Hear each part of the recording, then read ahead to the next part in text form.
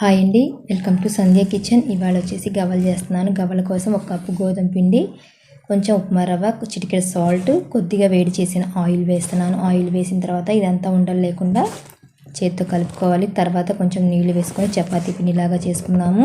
చేసుకున్న తర్వాత చిన్న సైజు బాల్స్ లాగా చేసుకున్నాము. ఇలాగ చేసుకొని పక్కన పెట్టుకొని ఇప్పుడు గవ్వలు అయితే చేసుకున్నాము. గవ్వల చెక్క తీసుకొని ఇలాగ గవ్వలు అయితే చేస్తున్నానండి. ఇవి కూడా చేసుకొని పక్కన పెట్టేసుకున్నాము.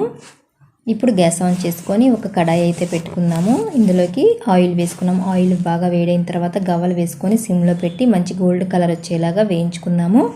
ఈ పక్కన పెట్టేసుకొని మళ్ళీ కడాయి పెట్టుకొని ఏ కప్పుతో గోధుమ పిండి తీసుకున్నామో అదే కప్పుతో 3/4 కప్పు దాకా బెల్లం, కొంచెమే నీళ్ళు వేసుకోవాలి. నీళ్ళు ఎక్కువ వేసుకుని టైం ఎక్కువ పడుతుంది. కొంచెం నీళ్ళు వేసుకొని లేత తీగ పాకం వచ్చిన తర్వాత ఈ గవ్వలు వేసుకున్నాము.